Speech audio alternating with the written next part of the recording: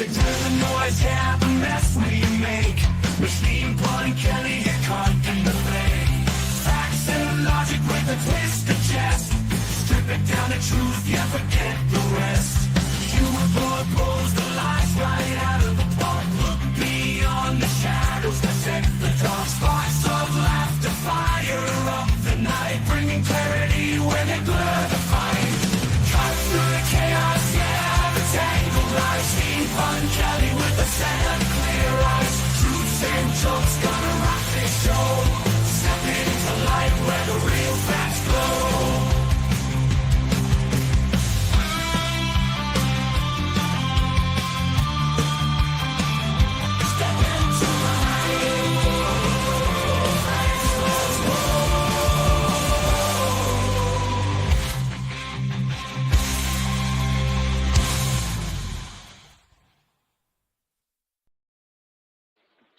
Hello, and welcome to the Fun Show. I was having some weird issues with my microphone. So if I sound like fuzzy, let me know. I'm trying to switch to my, see if that works any better. But thanks for joining. Hope everybody had a happy Easter if you celebrate Easter. I hope you enjoyed your boiled potatoes.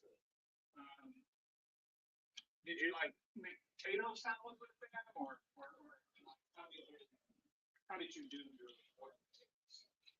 Oh, and some of you may notice that it's different because my so let me know what you think of the new background too. All right, so there is a lot to talk about, especially since you would think that typically Easter weekend is a slow news weekend, but with this administration, you never know. And in case you haven't heard, JD Vance killed the Pope with his toxic energy. I mean, it's not technically true. Is it a coincidence that the Pope died the day after he encountered JD Vance? Who knows? So I've got a new joke. Katie turned, what's her name? Karen. Who's the one? Never mind. Okay, yeah, we should. So let's just talk about the Pope for a second, because I was thinking about this. It's like he is the opposite of Trump in every way. Like he has integrity. He cares about migrants. He's intelligent and articulate and loving and humble, and it's just like such a contrast when you start thinking about it. And he didn't like Trump, or at least he criticized Trump, which to Trump means, he's terrible. And so Trump would criticize the Pope for, and if you didn't see his little True Social buzz, was about the least articulate message of any world leader, everybody else, like Obama or King Charles, these very well thought out things that they wrote to them. And in memoriam, and and Biden, I think, had one too, had like thoughtful and appreciative tweet. And, Bonehead is just like, well, I can't even remember what, but yes, oh, God bless the Pope and everyone who loved him, that basically. Does it sound on? Okay, so let me see. So the sound is off. I was wondering about that. Let's see if I can fix that. Can you stick around the conference and let me know if it gets better?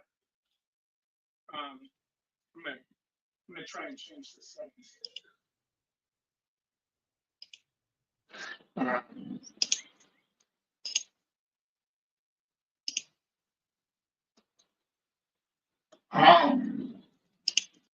better?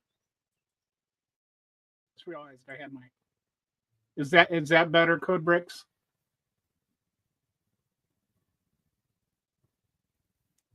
I just realized that I had. Hopefully that's better.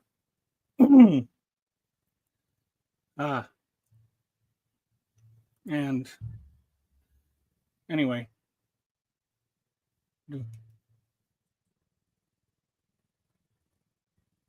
Okay. Yeah, I think I just realized I had my headphones microphone and I didn't have my headphones on. So anyway, glad we got that fixed, and I appreciate you for letting me know rather than carry on the entire podcast with it going up and down like that. Okay, so so the Pope, better person than Donald Trump, better person than me too. And anyway, anybody else figure, like God could have taken a different old man? Just a thought. So okay, that's enough about that. The main thing I want to talk about today is, I've been looking more and more into the Abrego Garcia case, and also I'm coming out with a slideshow on this. That it's going to be the longest of these whiteboard slideshows that I do. It's probably going to end up being over 20 minutes long because there's just so many lies to debunk. And so I'll save a lot of that for the actual slideshow. But some things I just want to share with you, some things I learned that I did not know. One, you'll see a lot of people on social media saying that there were 2 removal orders against him. And there has never, ever, not once, ever been a removal order issued against Abrego Garcia. There hasn't been any. There may be some confusion because when he went to his initial bond hearing, the judge ruled that he couldn't be released because of this testimony of this one officer that he was a gang member. And the judge ruled that wasn't a deportation order. That was just losing the bond hearing. After that happened, there was the hearing with the immigration judge.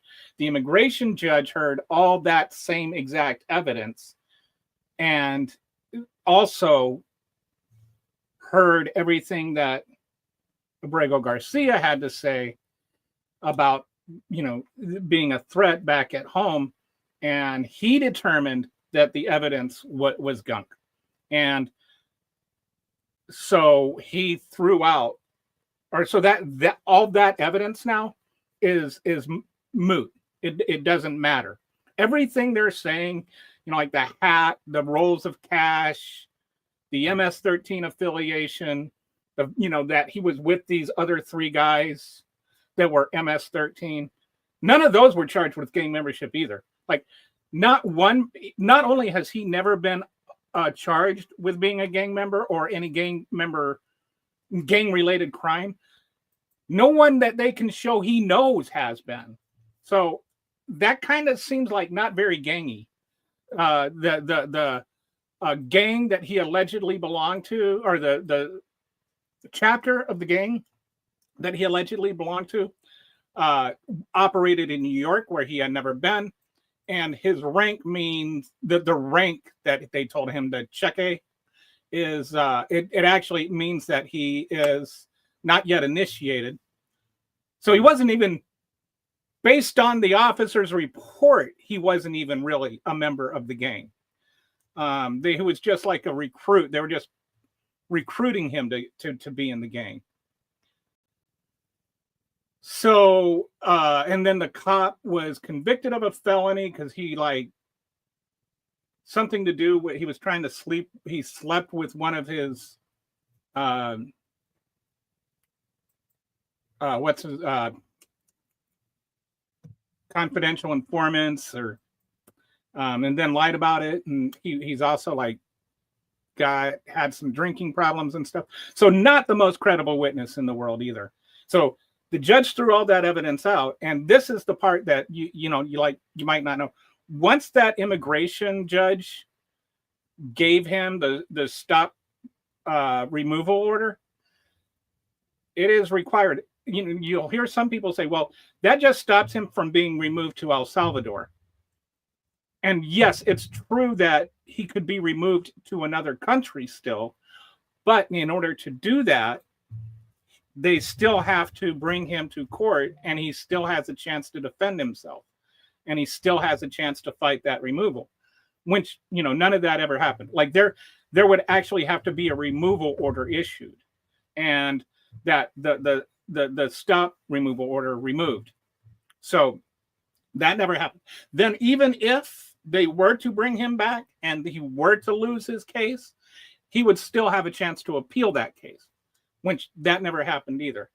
And so I think when we talk about due process, we're talking about it kind of in this vague, abstract way in terms of just what the Fifth Amendment says about it. Like no person shall be deprived of life or liberty without due process of law, I think is what it says.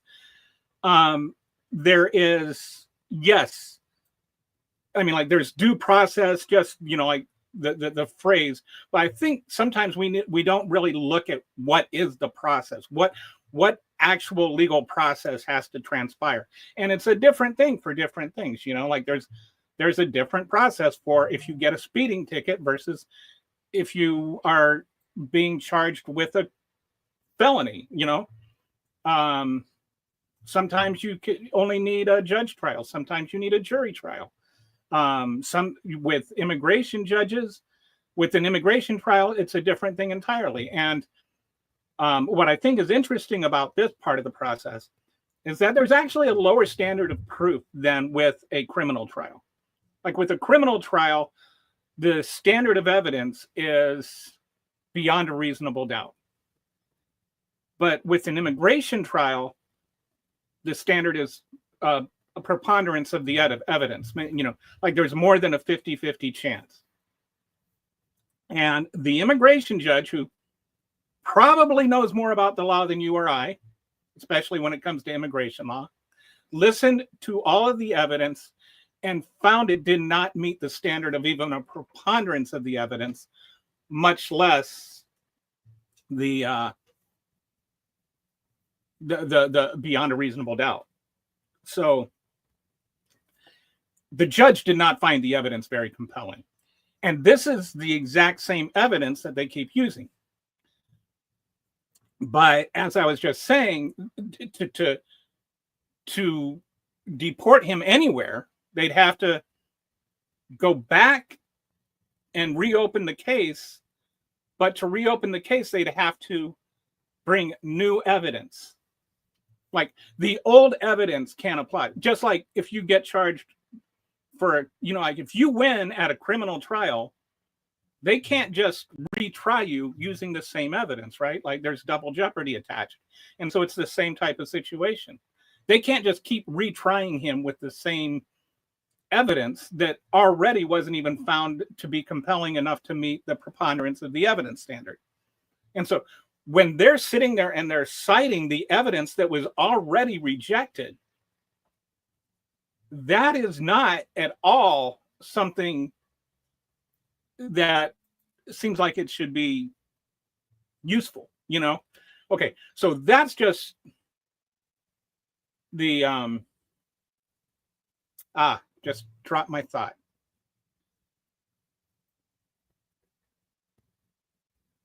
So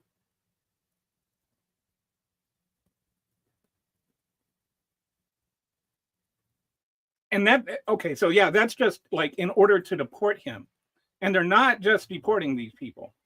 And this is where I think we need to stop using the word deport or remove, because we're actually, when we do that, we're sanitizing things. These people were not removed. Like the word I like to use is renditioned, because to rendition means that you remove somebody to a foreign prison where you're not, so they're not subject to U.S. laws and rights. It's like what you do with terrorists. And that's why they're, trying to pretend that he's MS-13 and then MS-13 is a terrorist organization, which it's not and which he's not. But it's also that they can rendition him, not deport him. And in order to do that, there's a few things involved here. One, they're saying that MS-13 is a terrorist organization because they named MS-13 a terrorist organization. And it's not that I am trying to say MS-13 is this really, they're just a bunch of Hispanic guys that like to hang out together or something. It's not that at all. It's a criminal organization that, they're brutal and they kill people, and there's all kinds of problems I have with MS-13, but they are not terrorists. It's a terrorist organization, has political motives. They are trying to commit violence against citizens so that they can affect political change. And MS-13 and all of these gangs they've designated terrorist organizations they're not terrorist organizations. They're horrible people, and I'm not denying that, but they aren't terrorist organizations. So in order for for them to designate him, so when they just say, "Oh, MS-13 is a terrorist organization," I was thinking like that old joke where it's the guy tells the genie, "Make me a sandwich," and the genie says, "Okay, poof, you're a sandwich," and then the guy turns into a sandwich. It's like that's what they're trying to suggest, is that simply by declaring MS-13 a terrorist organization, they become a terrorist organization. They didn't, all of a sudden become a politically motivated criminal organization. They're not political. Even Trump's own intelligence is saying, no, they're not a terrorist organization. But in order to rendition people, they need to be able to say that they are terrorists. And so they're only calling this a terrorist organization so that they can ship these people off to foreign prisons to die without a due process or anything. And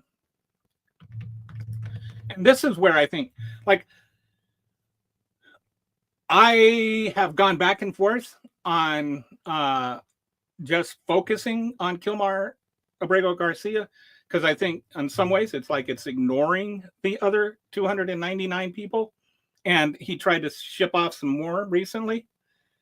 But I think it also helps because it highlights, one.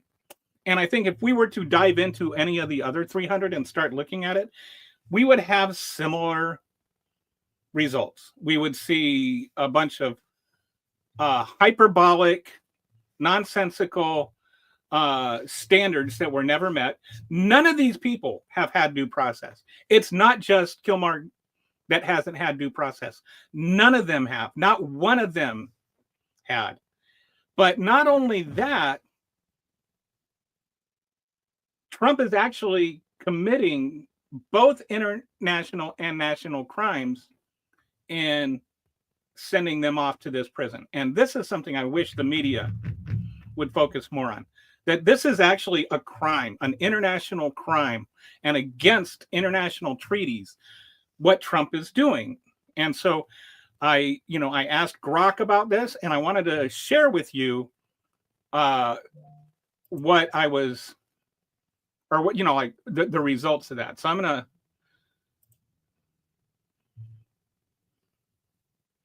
to share this on my screen. Okay, and so I asked Grok about the sending them off to CCOT and what sorts of crimes. And so there's first of all, he used the Alien Enemies Act of 1798 to justify this. Alien Enemies Act of 1798 says if you have somebody invading the country, you know, like if you're at war with this other country, then you can detain people from that country if you suspect that they might be, you know, a danger to the country. Well, this is another one of those stretches that they've made where they keep saying it's, you know, like they're invading.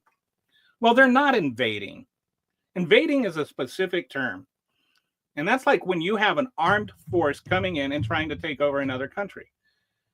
For instance, Russia invaded Ukraine. That's an invasion. So if the immigrants are invading, then by Trump's logic in Russia and Ukraine, where Ukraine should just give Russia everything it wants, rather than ship them off to die in El Salvador, we should just be giving them what they want, you know? Or he's wrong on Ukraine. Anyway, that's an aside. So he's using this, and this is being challenged in court, and it's not as clear as sorry, I got to put on my reading glasses, but the reflection is really bad. So hang on, I know what I'm going to do. I'm going to just go full screen right here, and hopefully, if you have, I'll check back every second or two, or every couple of minutes to see if there's any.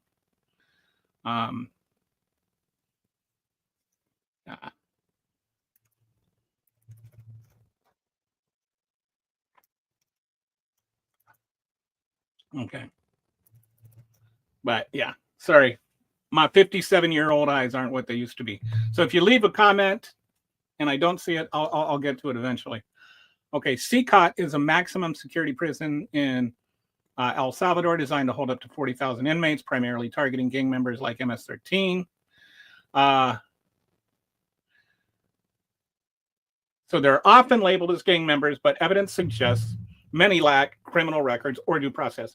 All of them have lacked due process. Not one of the people that are there has gotten due process. And even if they had due process, not one of the people there, they're like, there's no legal justification for sending them there. They're like, we don't have in U.S. law some mechanism by where we can send people off to die in a foreign prison. And yeah, you know, like some people are like, well, they're here illegally. And it's like, okay, but they're like, this is where I say that process matters. There is a process for people that come here illegally, and we need to follow that process. And the First Amendment does not say citizen. It says, or the Fifth Amendment does not say citizen. It says person. And the Supreme Court has decided over and over again that even if you come here illegally, you're a person, and that due process still applies to you. And so the process for removing an illegal immigrant is specified, and you have to follow that process. This process, nowhere in law says being shipped off to die in an El Salvador prison. And so we're paying El Salvador, well, at the time it was 6 million. I've heard it's gone up to 15 million now. I kind of wonder how much of that President Bukaki is pocketing. But I imagine it's not none of it. And I wonder how much of that money that he's pocketing is being spent on Trump coin. Like, I'm just wondering. And I you know, there seems to be like Donald Trump does nothing without quid pro quo. Everything with him is transactional. So you have to wonder if there's some crimes or some corruption involved there anyway. Okay, but there's also, this is not just against U.S. laws and against the U.S. Constitution. Oh, which, by the way, we talk about how it's a violation of due process. It's also a violation of the Eighth Amendment, which is the one that says that you can't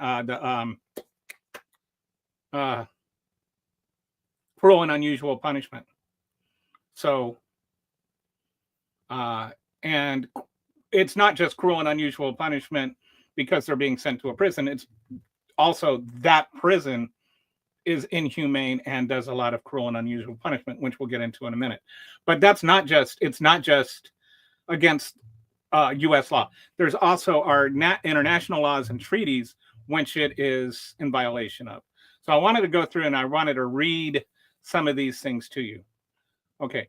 The non-refoulement, the 1951 Refugee Convention in 1967 Protocol. And so if you didn't know this, during World War II,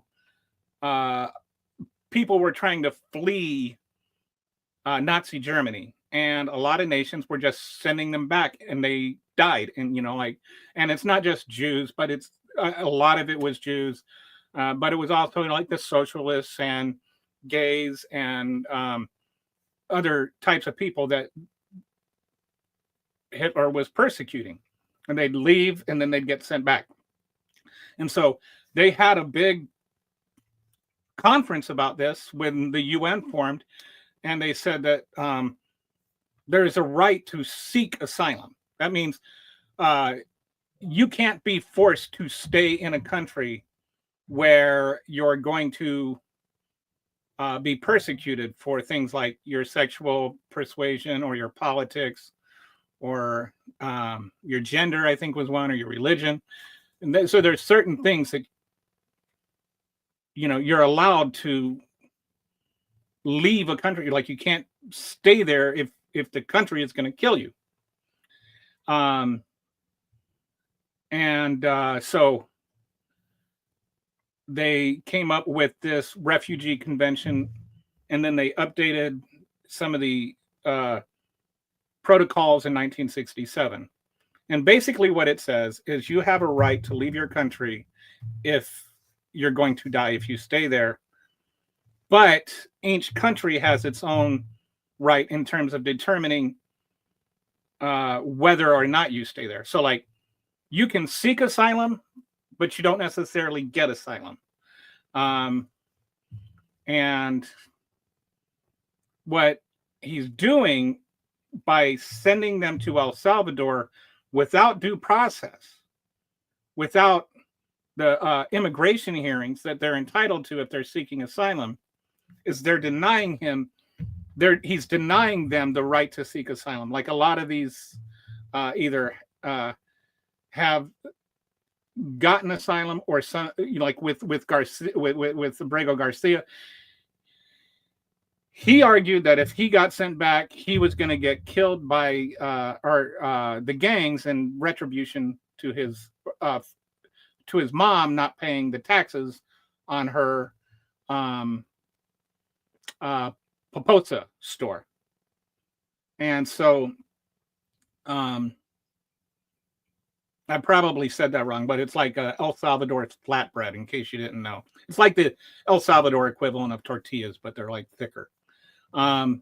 So, and she like made really good ones, and her little operation was like the most popular one in town. Anyway, we don't need to go into all that. But because he is a family member of somebody being persecuted, and proved he was a credible, like returning him would be a credible threat. That's why the immigration judge issued the no removal notice, which is ironic because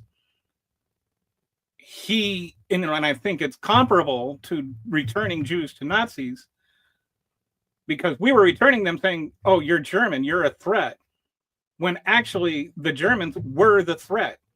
And so now the Trump administration is trying to say, "Oh, return them to the threat that he is claiming they are," which is not only not humane, it's also denying them the chance to seek asylum. So this is a violation of that. It's a violation of that law. It's a violation of our law.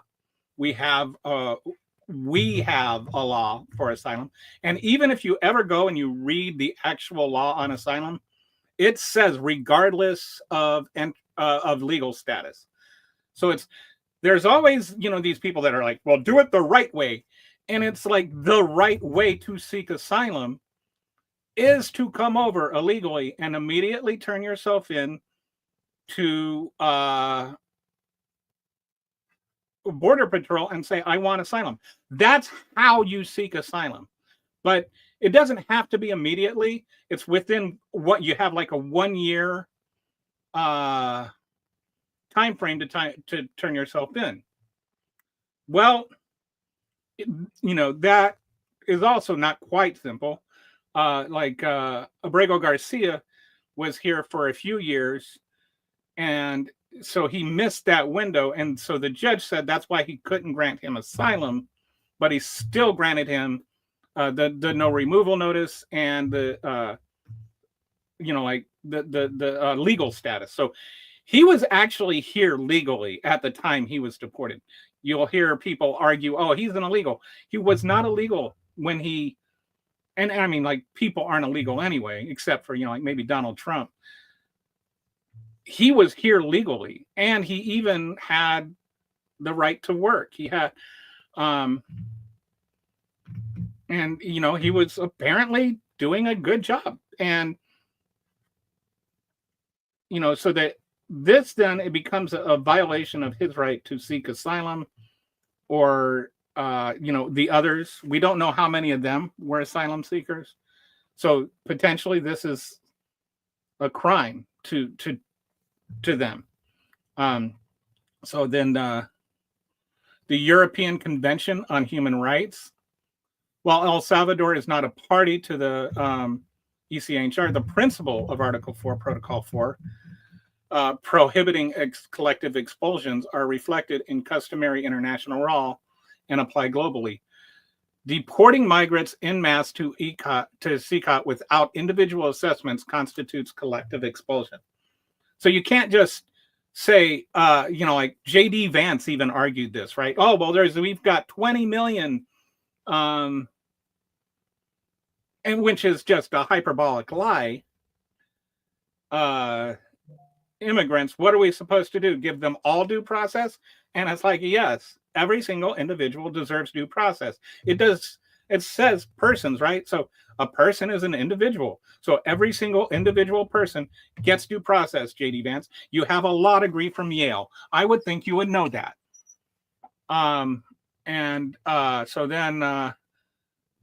So you can't just grab 300 people and send them to a prison. That's mass deportation, and it's illegal by international law. Detention in CICOT without judicial oversight or clear legal basis is arbitrary. Migrants are held indefinitely, often without charges or trials, violating due process. Yes, none of them have had a trial. None of them have had a charge. None of them, they're guilty of having tattoos. And I was thinking about this, if we want to start talking about deporting, sending people with gang affiliations that have tattoos, that have beaten their wives off to CICOT, maybe we can start with Peter Hegseth. And he's also actually a danger to national security. But that's another thing. And then you can't deport people to inhumane conditions, right? Article 3 says prohibition of inhuman or degrading treatment. CICOT's conditions, overcrowding, lack of hygiene, malnutrition, and repeated torture may breach this standard. Even, like the picture with the dog murderer in front of all the prisoners where they're all in their underwear. Well, that's a form of torture. That's a designed to humiliate them. They're, that they're not even allowed to have clothes on. That's to degrade them. So that is a violation of their human rights. And even if they were criminals, we do not do that to our prisoners here in the United States. Even the murderers, even if you're on death row, you're allowed clothing. But in CCOT, they are doing things that we could not do in the United States, and we can't do them in the United States because it would be constituted cruel and unusual punishment. So when we're doing it, that is actually cruel and unusual. Sending them there is a cruel and unusual punishment, and it's a violation of the Eighth Amendment and their rights. So, all right. Let's go. Hang on. Just wanted to check in and see if there were any comments. There weren't any comments to check in. Okay, so then the Article 13 of the International Covenant on Civil and Political Rights. Non-citizens can only be expelled pursuant to lawful decisions with due process. Deporting migrants to CCOT without hearings or evidence as criminality violates this. So this is the same thing we've already discussed, but it's also this crime. Article 9 protects against arbitrary detention, which this is arbitrary detention. And they're also cut off from their lawyers, their families. They have no legal recourse. They have no date that they can be removed because they've got a butterfly tattoo. Like, there is not a conviction. People keep, like, one thing is like, oh, well, what, like they'll be like, due process applies to everybody, even if, they're right about this, all of these people being gang members in MS-13, even if they're right about all of this and gang members being MS-13, it is a violation of their due process. But as far as we know, they are innocent people. They are innocent until proven guilty in a court of law, and they have not been proven guilty. What happened to the right to the presumption of innocence? They were very, very clear about that when it was Donald Trump being brought up on charges.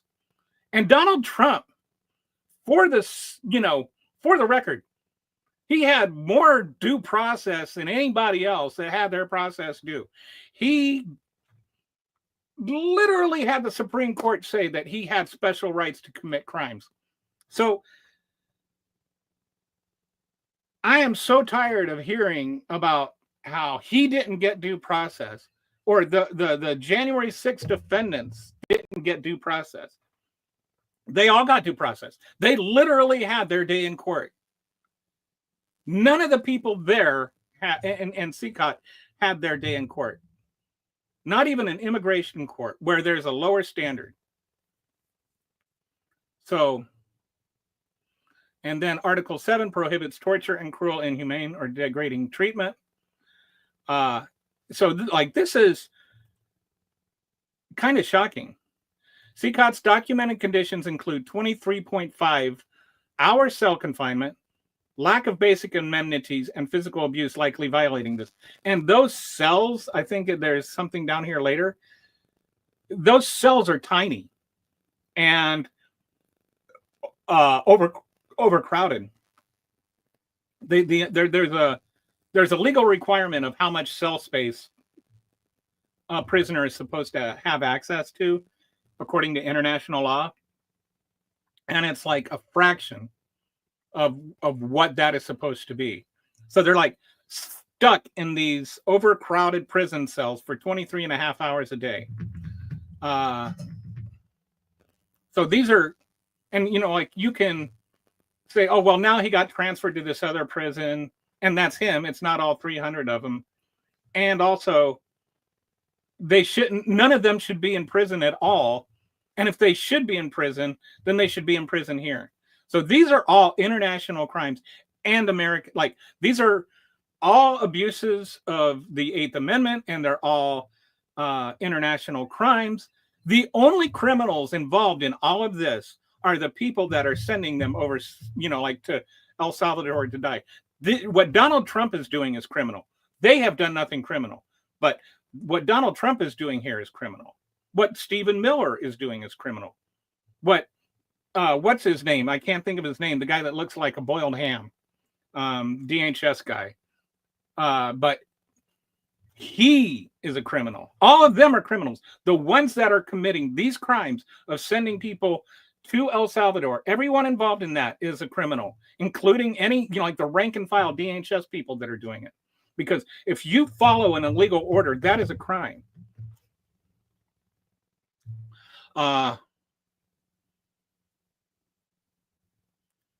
So, and then these, these are some of the American laws.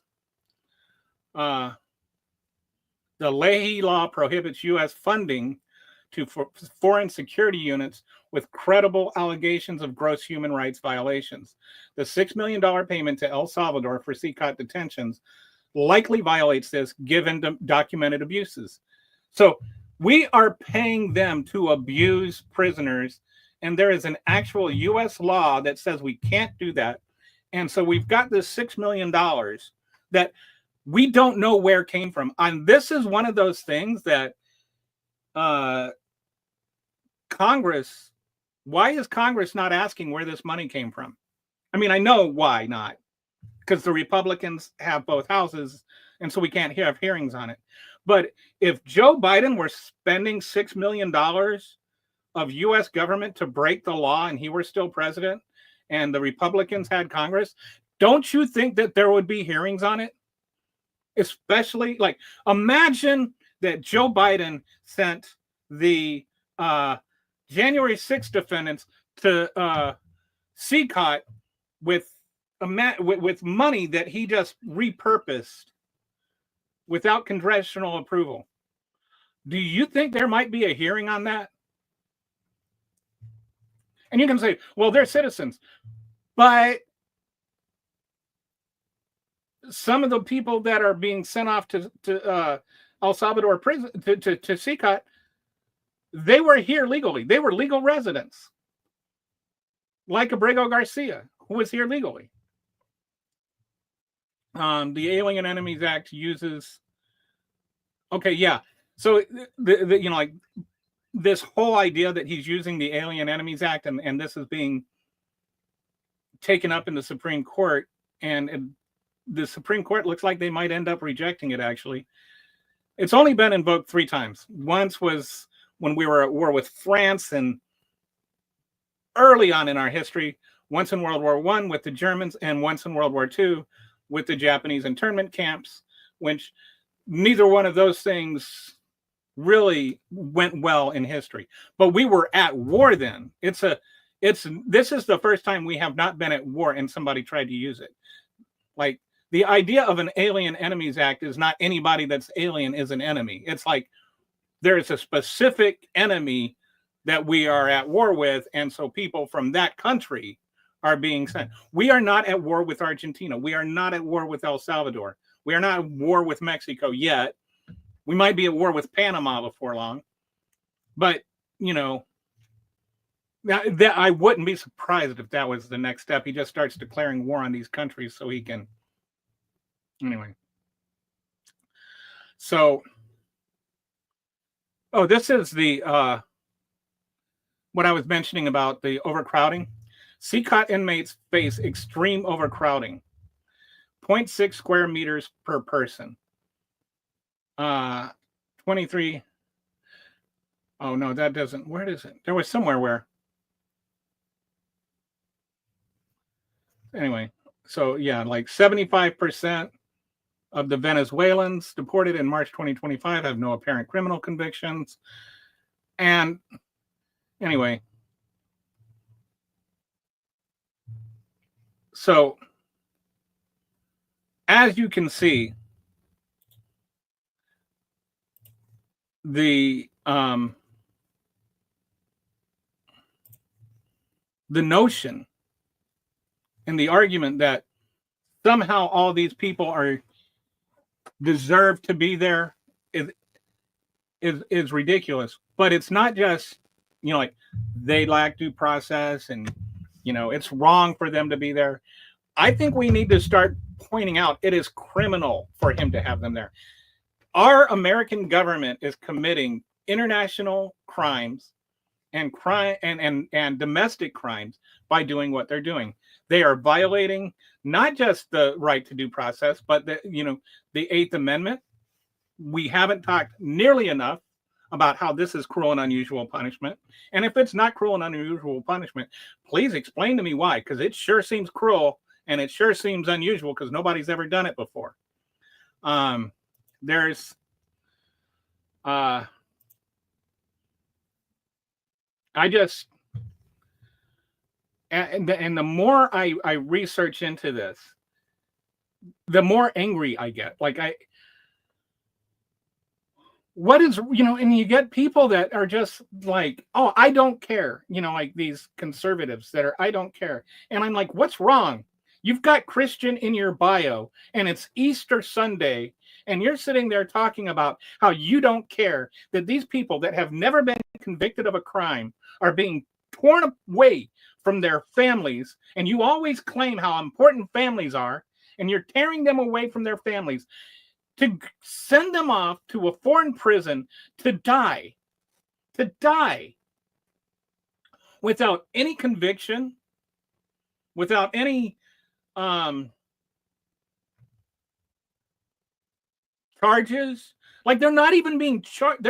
They're not even being charged with anything, right? There's no chance of ever getting out. President Bukaki says he's never going to let them out. And you've got the administration, the Supreme Court says, you've got to at least bring Abrego Garcia. The Supreme Court needs to tell them you need to bring all 300 of them back. And they need to start being asked, where is your legal right to do what you're doing? Like, not just, like talking about due process. Where's your legal right to send them to El Salvador prison? Where is the right for that? Because there's nothing in law that gives them the right to detain people for being undocumented workers permanently in a foreign country. We're paying them, and people are like, oh, well, I don't want to pay for them to be in prison here.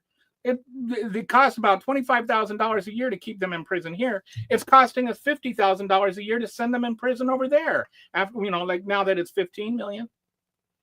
So it's cost us twice as much money. And that's not even counting all the other, like we're spending an outrageous amount of money on being outrageous.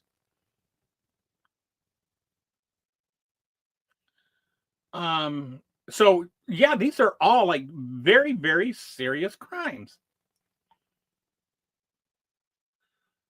And so I wanted to touch on that, and I'm going to release this slideshow today, which is much more thorough. I'm going to blast every single one of these Republican talking points about this. Like the human trafficking charges, the gang charges, like from top to bottom. It's a little longer than most of my whiteboard videos, but it will be worth sharing with your MAGA families or with people that are uncertain on it. And you can even like just share like chapters of it if it's just like one specific thing that you're having an argument with somebody. So anyway, I hope you can all read this or watch this and look at it, because we really need to fight back on this and push back on this a lot harder than we're doing. The other thing I wanted to talk about is this Peter Hegseth, and sharing defense secrets with his family on this private Signal account. This is another one of those things where I'm just like, if this were anybody, like, is there nothing that the Republicans won't defend at this point? I just imagine if the black guy did that. The DEI hire. Imagine if he had been sharing defense secrets with his wife and brother. Can you imagine? I mean, like, and of course he wouldn't, because he was A, qualified to do his job, and two, he was aware of like procedures and stuff. I just like they lost their crap about Hillary Clinton's server, which is like 0.5% of the potential damage that what Hegseth did. Like, so I want you to think this all the way through on how much damage this can be. One, he was using a public app with public access on a private phone, like on his own phone, right? Not a government phone. So if somebody, like if he dropped his phone and left it somewhere, somebody could pick it up, and all that information is on there. And we don't know what else he has shared with his family on this Signal app. We know that he shared that, but what else has he shared? What else has he talked to his wife about? Okay. And it's not just on his phone, it's on their phones. Right? So you could have, some Chinese spy go to his wife's house or run past his wife in a grocery store and like spoof her phone with some of these, like hacky apps, and then get all of that information that's on her phone. Or, his brothers or whoever else, right? That are going, these are people that aren't going to be, like his brother is not going to get the same kind of security he does. His wife might. And it's really weird how he seems to be like taking his wife to every single meeting with him. And it actually freaks me out a little bit. Like, I don't understand why he has to bring his wife to, like all these meetings and everything, but he seems to do it. And, like, I don't know if that bothers anybody else, but it does bother me. So, like there's that. And then, like all of their phones are suspicious. And then what's to keep somebody from apprehending one of them? Like, if they have all this information and they know he's discussing national security secrets with them, what's to keep Russia from snatching up his brother and torturing him to get information out of him? So he's actually endangering his own family's life by doing this. And this is all crimes. These are not just stupid things. Like, they are stupid. It is incredibly stupid. Don't get me wrong. It's just monstrously stupid. It is like the green screen brick wall behind me is smarter than Pete Hegseth.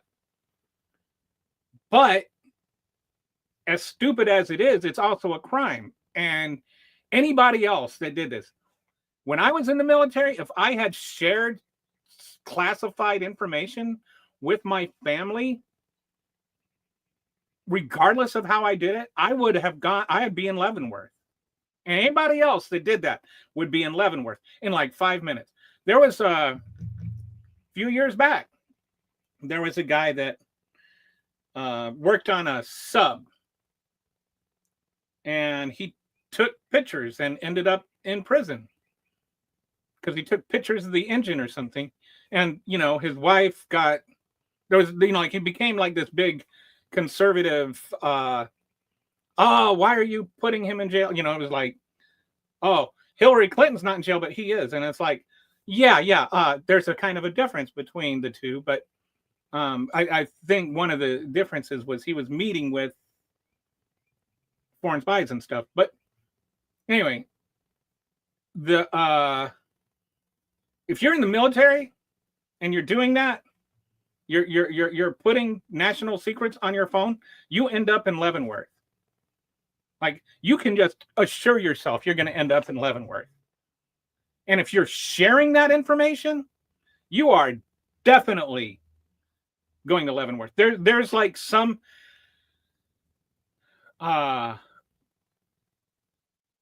leeway with if you just happen to have the information by accident. But if there's or like that was the case with Hillary. Like there might, I don't think there was classified. There wasn't information marked as classified, but information that they later said was classified that was on her drive. I think that's how it went. And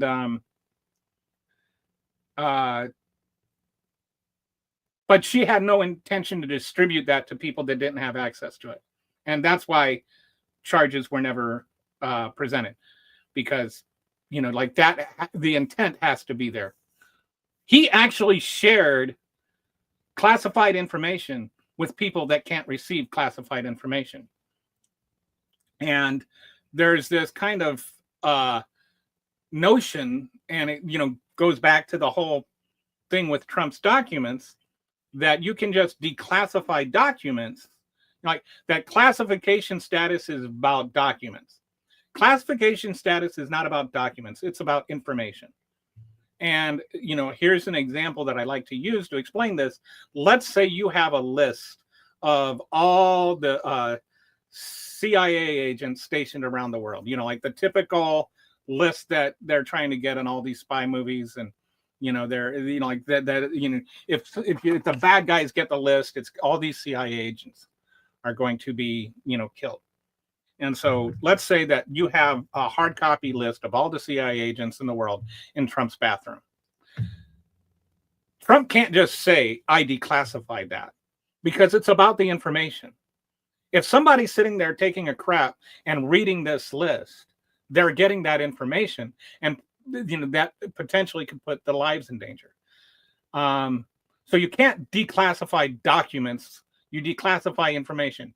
And what you would have to do is you would have to say, yeah, we don't want this declassified anymore. Then the CIA would notify all the agents around the world, you have to come back because the idiot decided that we're going to declassify your status. And so then, the terrorist organization you're investigating is going to know who you are, and so you're going to get killed if you don't come back. So there has to be a time frame for, if you're going to declassify this information, for everybody to get back. Then the information gets declassified, not the documents. And that's why you can't just I'm going to declassify this so I can go read it in my bedroom. That does not work. Because it's not the document. It's not like I'm just going to read this document in the shitter and, so it's declassified because I'm the president. Like, no. That's not how it works. It's the information that matters, not the document. And so now they're trying to say, like that this was not classified because they didn't mark it as classified, but it's operational information related to an actual military operation. So by nature, it is classified, and it's like top classified. I don't know if it's top secret, but like how secret it is, I don't know, because I've never been involved in that level of classification. But it's not just like, ooh, be careful with this. This is like, if you don't share this information with anybody who doesn't need to know. The only people who should know about that are people that are directly involved in the planning or carrying out of it. And in both signal chats, that happened. But at least in the first signal chat, with the exception of the reporter that they accidentally put on there and blamed on him for having been put on there, well, that is... that's on them. That is sharing classified information. But sharing it with your family, like just so you can like brag about how awesome you are. Look, I'm the Secretary of Defense. I get to, look, I know that this is going to happen. Aren't I cool now? Woo! Yeah, pat me on the back and tell me I'm awesome. Like that's all that is. Why are you sharing this with your family, Pete? You drunken fascist Nazi. I just checked about 4 or 5 swear words. My wife is trying to get me to not swear on the podcast anymore. And so congratulations to me. Okay. So that is another thing. Like when I just talk about their, like all these crimes they're committing. But anyway, the last thing I want to talk about is this whole Harvard situation. And there's a few things I want to talk about with the Harvard situation. One of which is Steve Kerr wearing the Harvard t-shirt. And if you don't know Steve Kerr's story, you may not appreciate just how significant Steve Kerr wearing the Harvard shirt is. He was not just tacitly approving Harvard. He wasn't just going with the flow. He wasn't just, like if I wore it, I mean, it's like there's nothing wrong with joining a movement, but for him, it is a deeply, deeply personal thing for him to wear that Harvard shirt, and I'll tell you why. When he was in high school, and I learned about this because I went to high school. I was 2 years behind him, but there were people in my class who had been in his school in Beirut who were now in school with me, and I was living in Liberia at the time.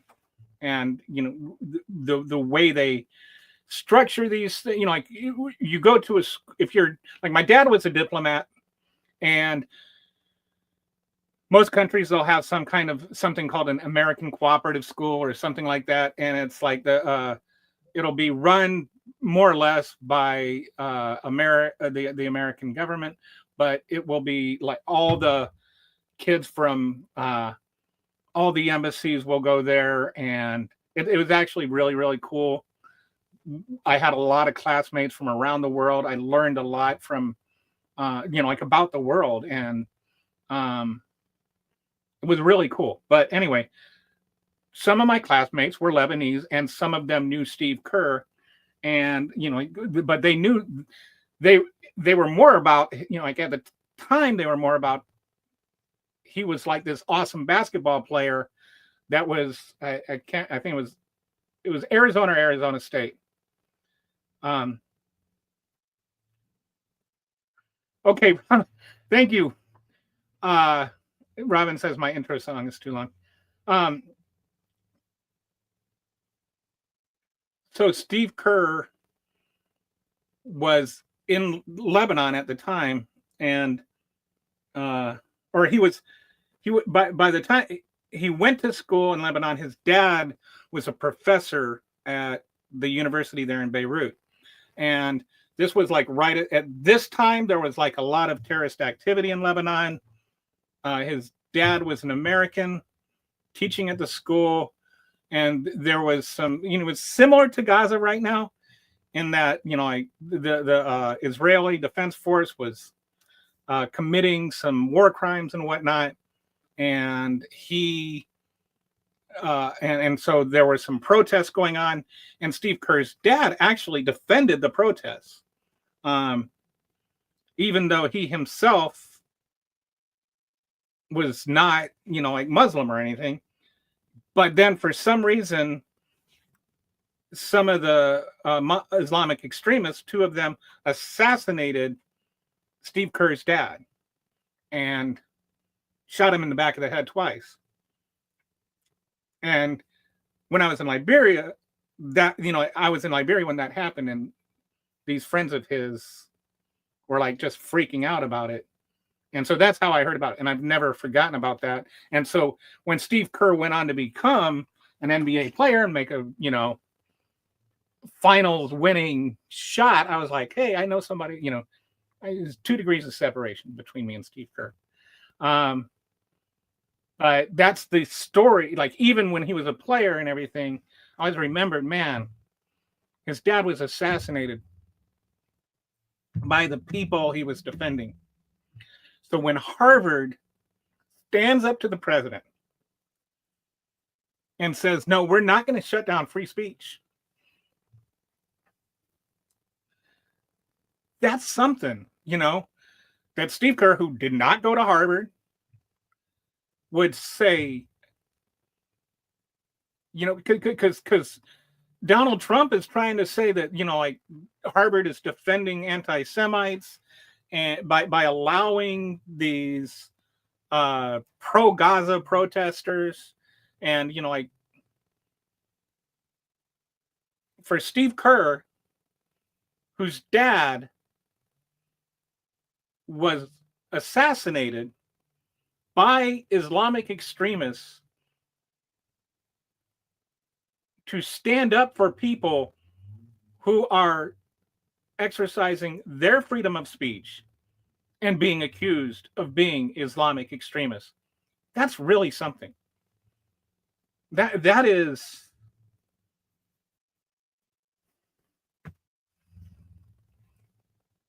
inspiring. So if you've never looked into the story, like I suggest you read about it, but that was really something. And then it's funny because he just wore this shirt in a press conference, and it was shortly after that the Trump administration says, "Oh yeah, that letter, we weren't supposed to send that letter, and actually, yeah, that was an accident. We didn't mean it. It was so they're walking back, and they even go so far as to say that the Harvard lawyers committed malpractice by believing the letter that they sent them by mistake, right? And they, the lawyers should have called and said, "Is this real?" And it was real. Like, it wasn't that the letter wasn't real. It wasn't like somebody pranked them and, like this letter came from someone else. No, the letter was actually written by people in the Trump administration, put in an envelope in, like White House stationery and mailed to Harvard. Like, everything about this was 100% real, but the Harvard lawyers were committing malpractice by believing it was real. And so, like now they're walking back that, their speech demands against Harvard, but I think it's mostly just because Harvard said no. The bully. This is the bully went to Harvard, said, "Give me your lunch money," and then Harvard punched the bully in the nose, and now the bully is trying to blame the guy that punched him in the nose for believing the bully wanted his lunch money. But I thought it was interesting that it just by wearing this shirt, Steve Kerr was able to maybe get enough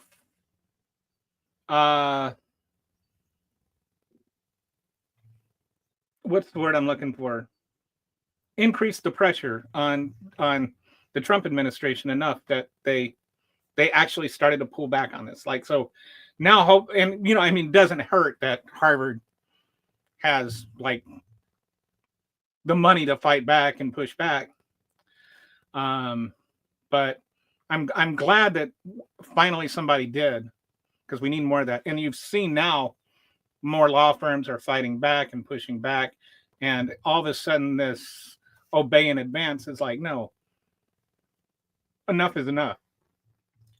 So credit to Steve Kerr and credit to Harvard on that front. I was just really proud of them, and I just wanted to relay that little story about his dad in case you didn't know, because a lot of people don't know about that, and like what kind of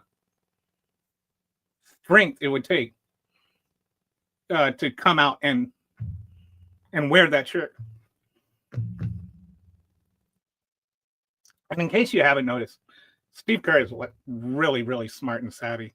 And if you wanted to talk about like a potential candidate for something that is not traditionally political, I would vote if if Kerr voted for anything I could vote for, or ran for anything I could vote for, I would vote for him in a heartbeat. I really like him. But I think that's everything I wanted to cover for today. One other thing, just as an announcement. I have, I'm almost, I think tomorrow or Tuesday, I'll be officially fully monetized. I've got the hours in the bank now, but I'm almost there. But in addition, I have gotten my first affiliate sponsor, which is the whiteboard software that I use. So I'll be sponsoring that from now on. I might have occasional advertisements on here where I talk about it a little bit. And I'm really happy that I get to endorse something that I really, really like. And I really, really use. It's not going to be like when, did you know that LeBron James never drinks out of the soda bottle? Because he doesn't drink soda, but he endorses all these sodas. And Steph Curry, he won't endorse soda. He endorses water because he won't drink soda. Anyway, I think that's interesting. Some of the NBA players won't endorse things unless they use them. And I'm glad that my first endorsement thing is something that I actually use and really like and am happy to endorse. So hopefully I'll make some money on that. We'll see what happens. But want to let you guys know that. And I'll make a little video pretty soon about the whiteboard video. And so if you're ever looking in the market for the whiteboard video, come back here and check my channel, and there'll be a referral link. But anyway, that sums things up for today. I'll probably think of something I meant to say the minute I stop, because that's usually what happens. But I hope you had a good Easter weekend and it didn't get too ruined by the Pope passing away. I imagine most people that, I guess, it's technically it's a Catholic holiday. Well, kind of a Christian holiday. But anyway, I'm a Christian, but I don't really celebrate Easter. But I did have respect for this Pope as a person and as a person of faith. So we lost a great man. I'll say that. So anyway, if you're, I hope you had a great weekend, and I will see you tomorrow. Appreciate you guys again. Thanks for watching.